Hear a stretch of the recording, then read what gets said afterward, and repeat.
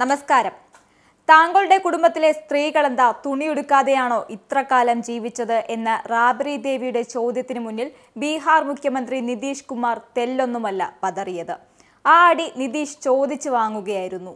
ബീഹാറിലെ സ്ത്രീകളുടെ വസ്ത്രത്തിന്റെ പേരിൽ RJD JDU വാഗ്പോർ അതിരൂക്ഷമാവുകയാണ്.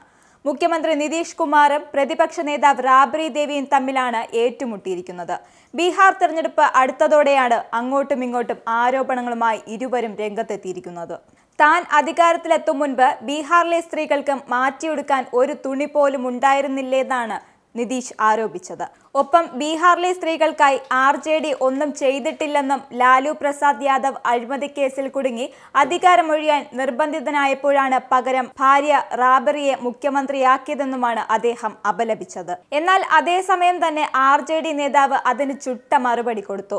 2005 മുൻപ് ബീഹാറിലെ സ്ത്രീകൾ കൊടുക്കാൻ തുണിയില്ലായിരുന്നു എന്ന് പറയുകയാണെങ്കിൽ അദ്ദേഹത്തിന്റെ കുടുംബത്തിലെ സ്ത്രീകൾ എന്താ അക്കാലത്ത് തുണിയില്ലാതെയാണോ നടന്നിരുന്നത് എന്നാണ് റാബ്രി ചോദിക്കുന്നത്.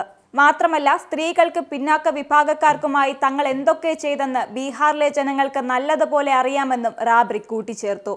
അതോടൊപ്പം RJDയുടെ കാലത്താണ് ഒന്നും നടന്നില്ലെന്ന നിതീഷ് കുമാറിന്റെ വിമർശനത്തിന് ബദലായി നിതീഷ് കുമാർ മുഖ്യമന്ത്രിയായിരിക്കുമ്പോൾ സ്ത്രീകൾക്ക് വേണ്ടി എന്തെങ്കിലും പദ്ധതി നടന്നോ, അവർക്കായി എന്താണ് ചെയ്തത് എന്നൊക്കെ റാബറിയും തിരിച്ചു ചോദ്യങ്ങൾ ഉന്നയിച്ചിരുന്നു. എന്നാൽ സ്ത്രീകൾ മുന്നേറിയത് JDU രാഷ്ട്രീയത്തിൽ വന്ന ശേഷമാണെന്നും മുൻപ് വൈകുന്നേരമായാൽ സ്ത്രീകൾക്ക് പുറത്തിറങ്ങാൻ കഴിയില്ലായിരുന്നുവെന്നും ഇപ്പോൾ സ്ത്രീക്കും പുരുഷനും വളരെ രാത്രിയായാലും പുറത്തിറങ്ങി നടക്കാമെന്നും നിതീഷ് കുമാർ പ്രതികരിച്ചു.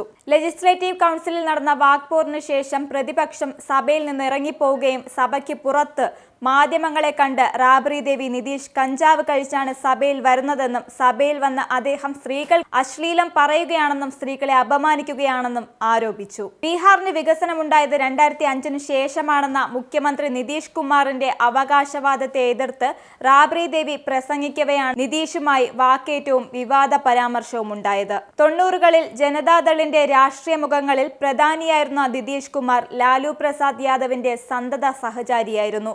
അഭിപ്രായ വ്യത്യാസങ്ങളെ തുടർന്ന് ഇരുവഴിക്ക് പിരിയുകയും 2005 നിതീഷ് ബീഹാർ മുഖ്യമന്ത്രിയാവുകയും ചെയ്തു.